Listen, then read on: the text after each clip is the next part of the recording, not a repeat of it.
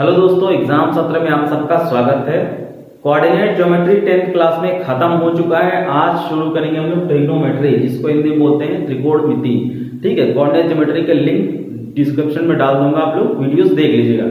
ठीक है, त्रिकोणमिति और कोऑर्डिनेट ज्योमेट्री, निर्देशांक ज्यामिति जिसको बोलते हैं हिंदी में, ये दोनों एग्जाम के लिहाज से काफी ज्यादा इंपॉर्टेंट चैप्टर हैं, इसीलिए इनको पहले करवा रहे हैं। ठीक है, त्रिकोणमिति आप ये जो है शुरू से वीडियो देखिए, मैंने 0 लेवल से स्टार्ट करूंगा, एग्जाम लेवल तक लेकर जाऊंगा, सब कुछ बताऊंगा आप लोग को एग्जाम के लिहाज से, जो जो एग्जाम में पूछा जाता है। ठीक है, बस आप लोग वीडियो देखिए, और वीडियो अच्छा लगेगा तो लास्ट में लाइक कीजिएगा और चैनल को सब्सक्राइब कर लीजिएगा, हो सके तो दोस्तों को शेयर भी कर दीजिएगा।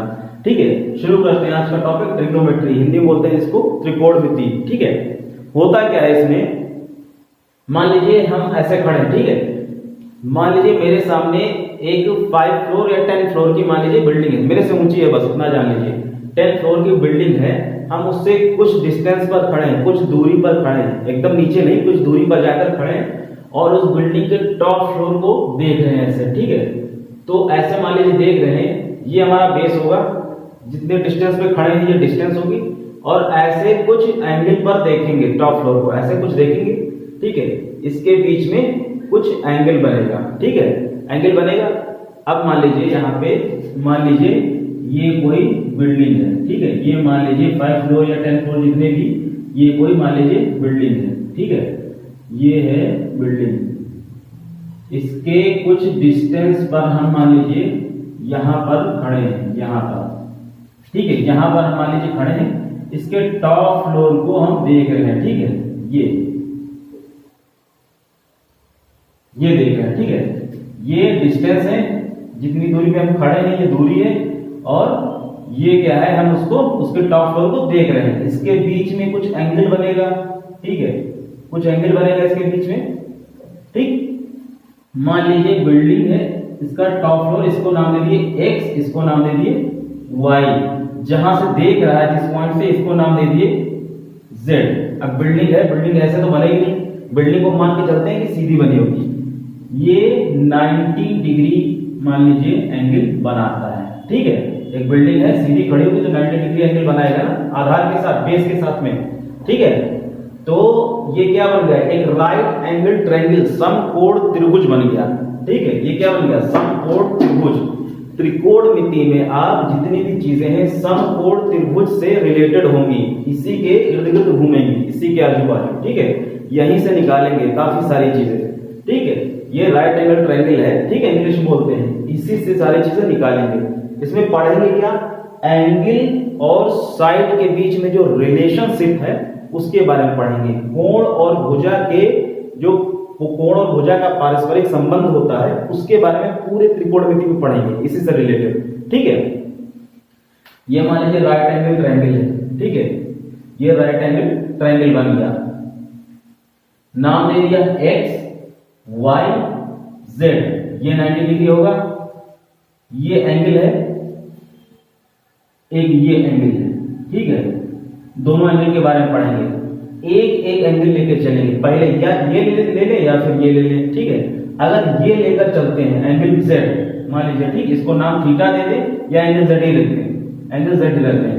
इस एंगल को पकड़ के चलते हैं, इसके सामने वाली जो साइड है, इसके सामने वाली साइड यानी कि x और y, ये क्या बोलेंगे, opposite side of angle z।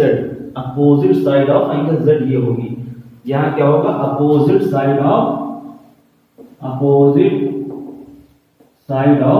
Angle z। Opposite side of angle z कौन सी है, x y। ठीक है, अगर ये एक एंगल ले लेते x तो क्या होती है अपोजिट साइड, ये होती y z। ठीक है, y z या z y बोल दो।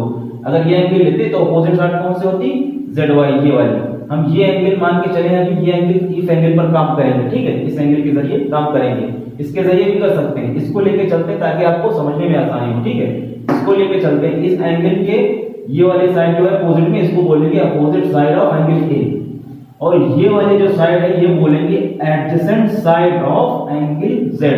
ठीक है, यहाँ opposite side of angle z, यहाँ adjacent side of angle z, adjacent side of angle z, adjacent मतलब लगी हुई। ठीक है, संलग्न, संलग्न मतलब लगी हुई, ठीक है। Adjacent side of angle Z ये हो गई, इस एंगल से लगी हुई। Opposite side of angle Z ये हो गई XY, ठीक है। इतना समझ में आया? ऐसा कोई रॉकेट साइंस नहीं समझ में ना आया, इतना समझ में आ जाए, ठीक है। इसको एंगल Z, इसके जरिए हम काम करेंगे Z के लिए, ठीक है। अब देखो त्रिकोणमिति में होता क्या है, 6 चिड़िया होती हैं, इनके नाम समझिए, ठीक है। साइन, ठीक है, साइन, कॉस, टैन, कोसेक, सेक और कॉट, ठीक है। ये चिड़ियों के नाम आप याद रखिएगा, साइन, कॉस, टैन, कोसेक, सेक, कॉट, ठीक है। इन्हीं पर सारा काम होगा त्रिकोणमिति में, ट्रिग्नोमेट्री में इन्हीं 6 चिड़ियों के नाम पर काम होगा, ठीक है। ये याद रखिएगा, साइन, कॉस, टैन, कोसेक, सेक, कॉट, ठीक है। ये याद रखिएगा, सारा कुछ इन्हीं पर काम होगा, इन्हीं पर, इन्हीं के जरिए, इन्हीं की हेल्प से काम होगा सब कुछ, ठीक है। तो देखिए होता क्या है इसमें, साइन, अभी ये Z लेके चल रहे हैं, ठीक है, इस Z को मान के लेके चल रहे हैं, उस पर भी काम कर सकते हैं, अभी इस पर काम कर रहे हैं। साइन Z लिखते हैं, साइन Z, या इसको अगर थीटा मान लें तो यहां लिखेंगे साइन थीटा, Z की जगह क्या लिखेंगे, साइन थीटा लिखेंगे, ठीक है। लेकिन अभी थीटा नहीं मानते, आप मानना हो मान लीजिए, कोई दिक्कत नहीं है, हम Z ही मान के चलिए, मान लीजिए Z ही मानते हैं। साइन Z इक्वल टू क्या होता है, साइन Z इक्वल टू होता है, क्या होता है, perpendicular upon hypotenuse, perpendicular upon hypotenuse. इसको हिंदी में बोलते हैं लंब बटा कर्ण, एल से लंब नोट कर दिए, ठीक है, लंब बटा कर्ण। अब ये राइट एंगल ट्रायंगल है, इसमें क्या होगा, इस एंगल को मान के चल रहे हैं, इस एंगल पर काम कर रहे हैं, इस एंगल के सामने वाला जो साइड है वो क्या हो जाएगी, परपेंडिकुलर, यानी कि लंब, ये हो जाएगी लंब, ठीक है। इसको बोलते हैं परपेंडिकुलर, लंब या परपेंडिकुलर बोलते हैं, लंब परपेंडिकुलर, P से लिख दिया, ठीक है। और राइट एंगल ट्रायंगल में ये क्या हो गया, लंब परपेंडिकुलर, ये क्या होता है, हाइपोटेनस, इसको इंग्लिश बोलते हैं हाइपोटेनस और हिंदी बोलते हैं कर्ण, कर्ण को K से लिख दिया, ठीक है। ये है हमारा लंब, ठीक है, ये है हमारा कर्ण, ठीक है।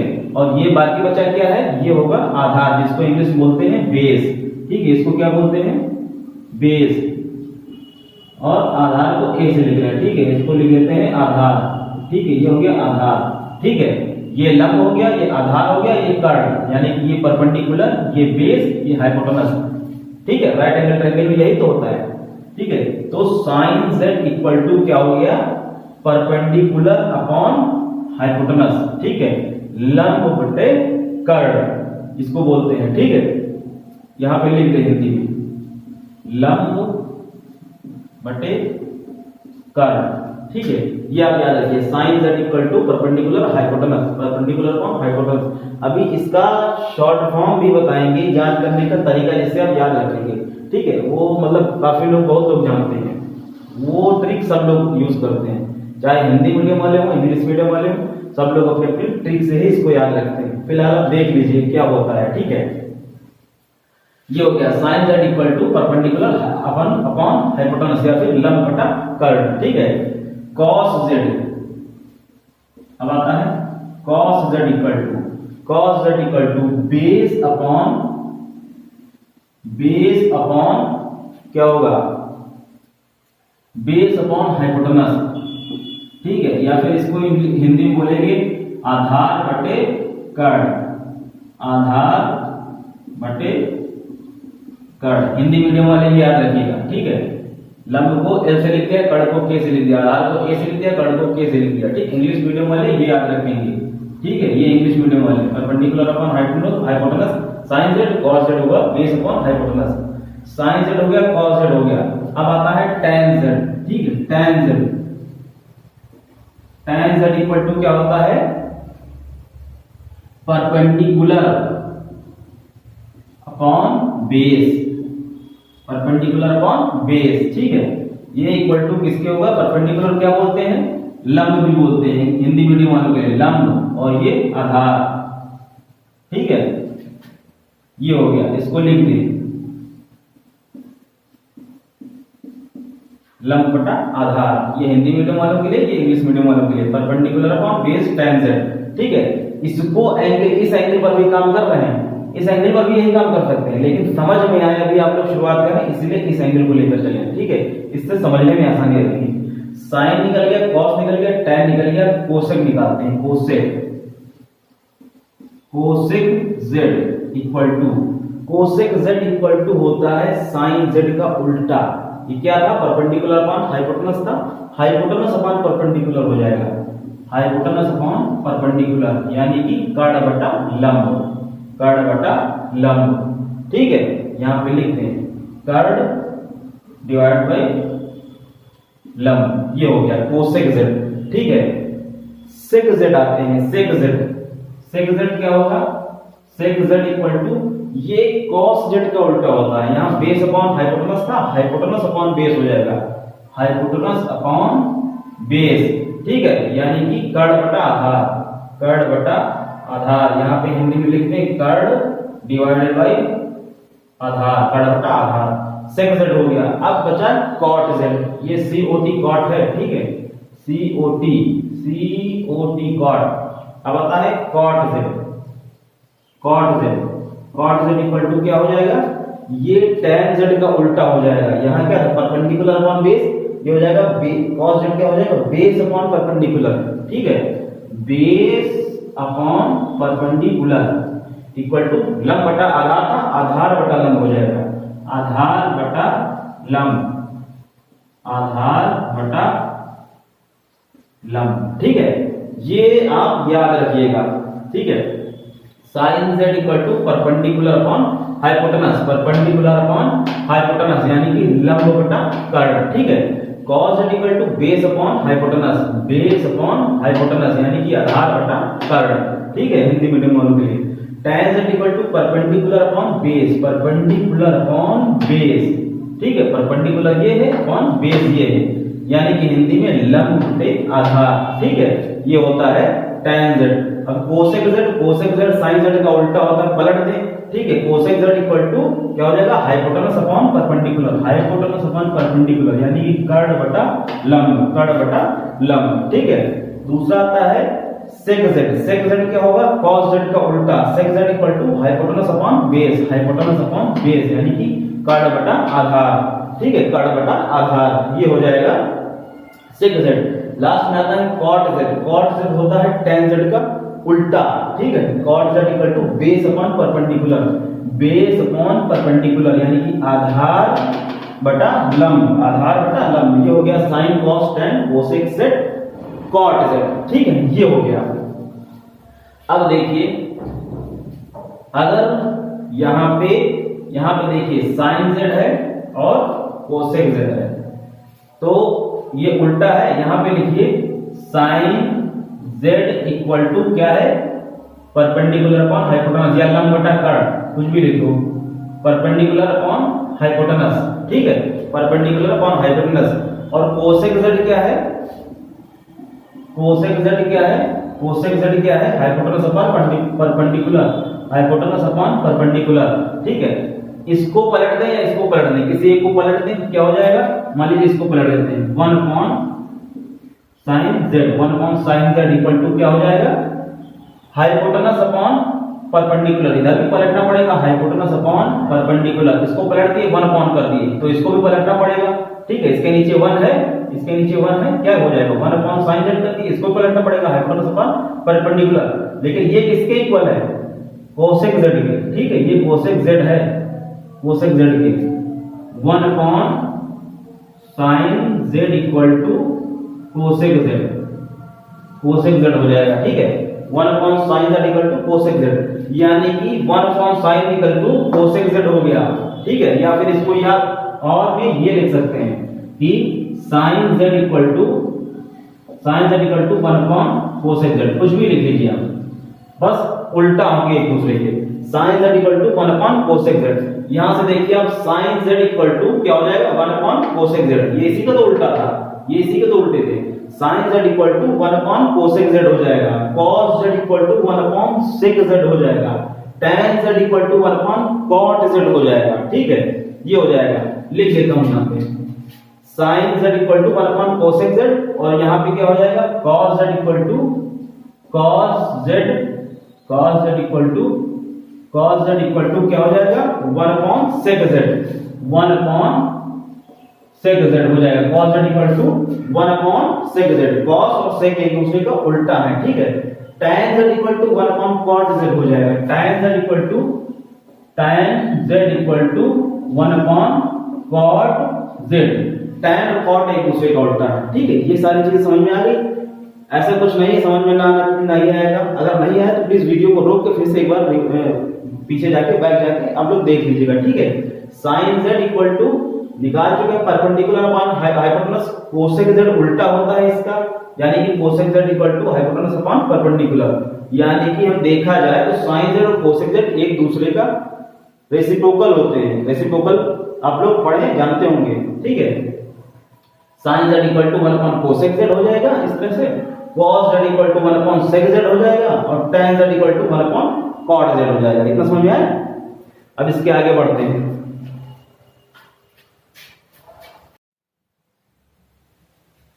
देखिए यहाँ पर हिंदी मीडियम वालों के लिए और इंग्लिश मीडियम वालों के लिए अलग अलग मैंने लिख दिया है। देखो हिंदी मीडियम में अगर आपको याद करना है तो साइन कॉस टैन और कोसेक से कॉट, तो कैसे याद करेंगे?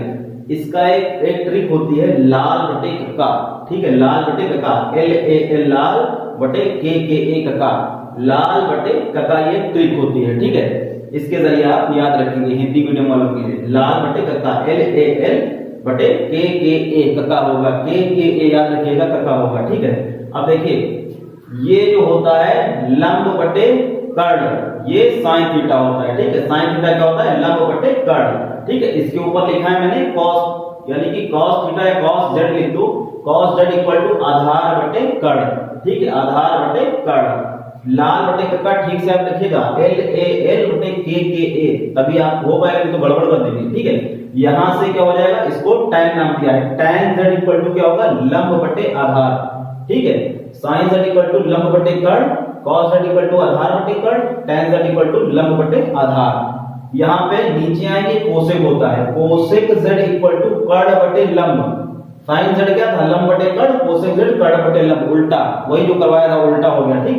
कोसेक z इक्वल टू कर्ण बटे लंब, सेक z इक्वल टू कर्ण बटे आधार, cot z इक्वल टू आधार बटे लंब। ये हो जाएगा लाल बटे कक्का का ये जो पूरा है ब्यौरा, ठीक है। इससे आप याद रखेंगे sin z इक्वल टू क्या हो जाएगा लंब बटे कर्ण। आपसे कोई पूछे sec z क्या होगा या sec थीटा या कुछ भी एंगल लगा दे sec के साथ, कोई पूछे क्या होगा sec थीटा इक्वल टू क्या होगा, तो आप बता देंगे कर्ण बटे आधार। आपसे कोई पूछे cot थीटा क्या होगा, आप सीधे बता देंगे आधार बटे लंब, अगर हिंदी मीडियम से, ठीक है।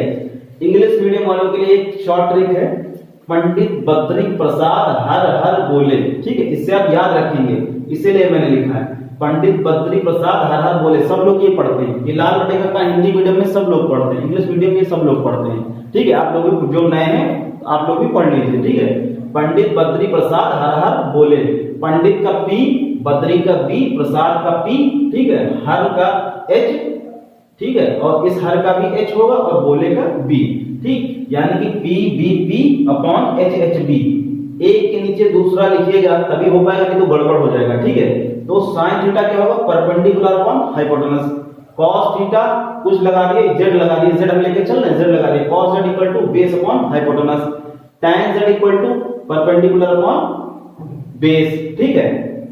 इसी तरह cosec z इक्वल टू हो जाएगा sin z का उल्टा hypotenuse upon perpendicular, sec z क्या हो जाएगा hypotenuse upon base, cot z क्या हो जाएगा base upon perpendicular. Short trick है याद करने की, कोई दिक्कत नहीं, आप लोग एक बार दो बार देखेंगे बस याद हो जाएगा हमेशा के लिए, ठीक। पंडित बद्री प्रसाद हर हर बोले, सीधे याद रखिएगा, ठीक है। अब आगे बढ़ते हैं, एक दो फार्मूले आप लोग याद रखिए, ठीक है, एक दो फार्मूले आप लोग याद रखिएगा।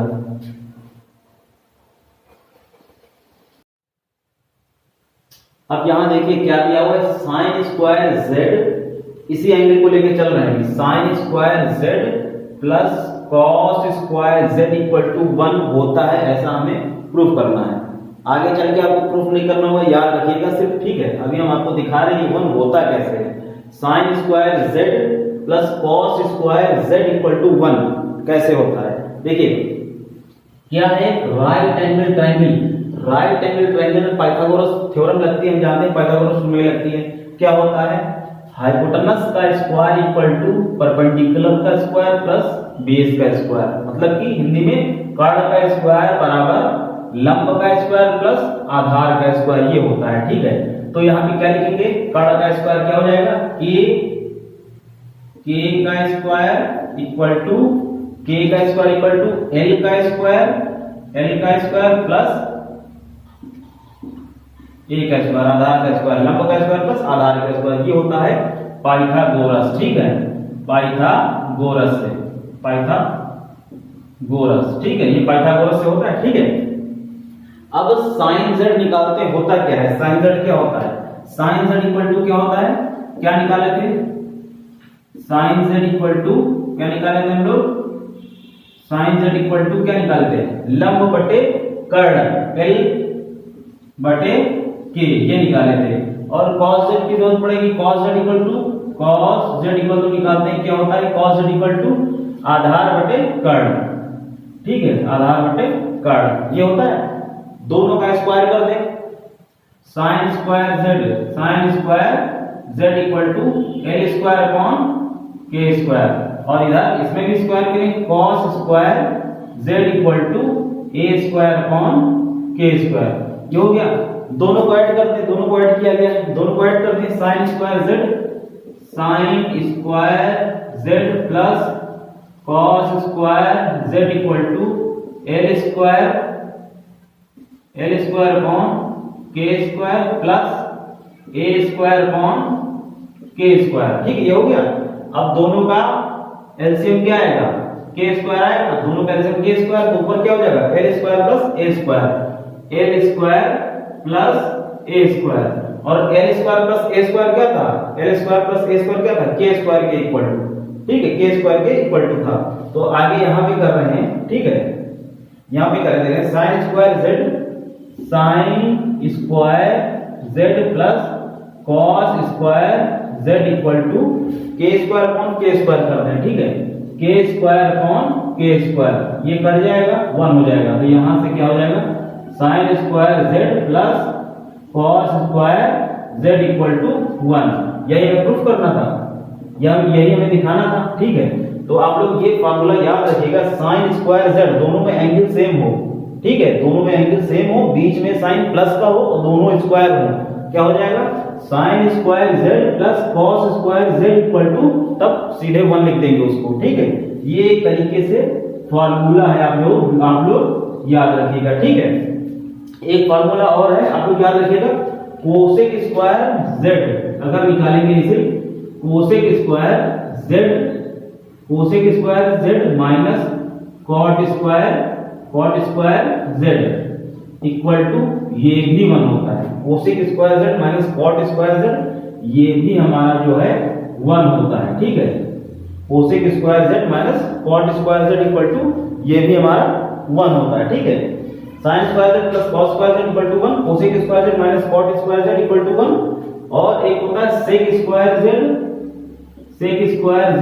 Minus sec square z minus tan square z, sec square z minus tan square z equal to 1। ठीक है, याद रखिएगा, दोनों में एंगल सेम हो, स्क्वायर हो, यहाँ पे माइनस है 2 जगह, लेकिन साइन स्क्वायर cos स्क्वायर में प्लस है, ये चीज आप लोग याद रखिएगा। ठीक है, ध्यान रखिएगा ये फार्मूला।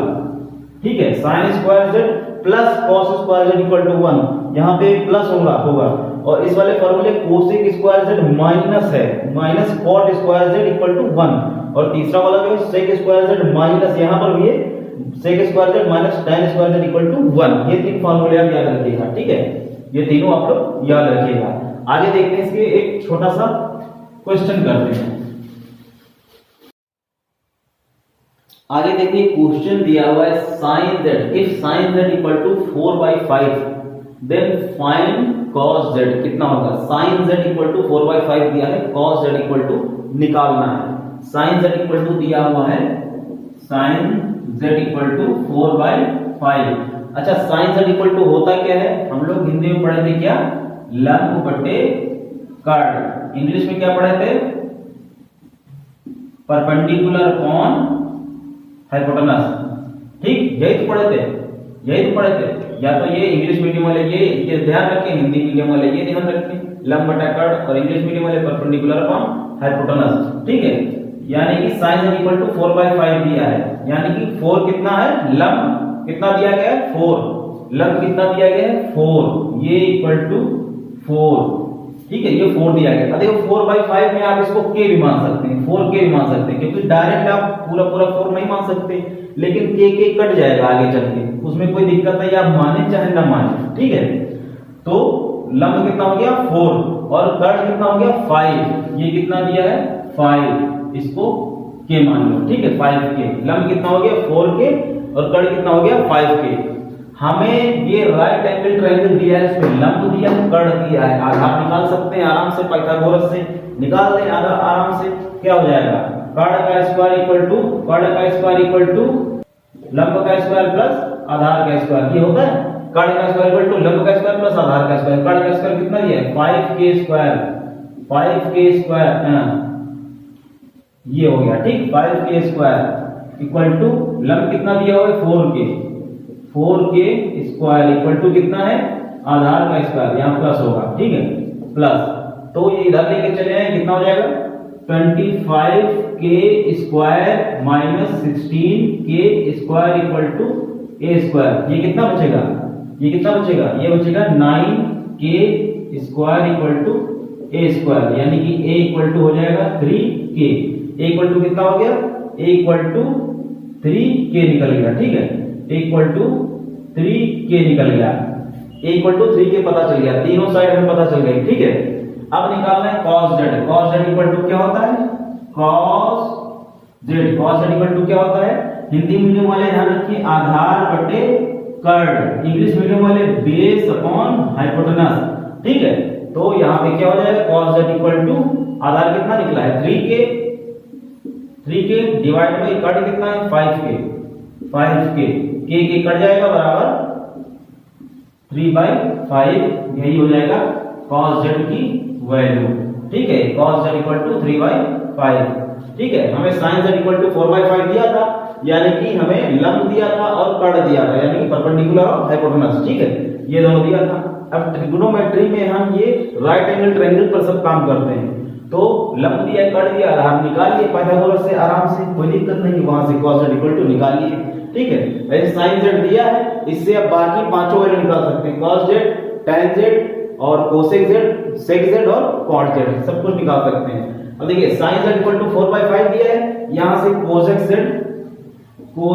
z इक्वल टू आराम से निकल जाएगा 5/4, उल्टा होता है ना, sin z का उल्टे तो होता है, cosec z इक्वल टू 5/4 आराम से निकल जाएगा।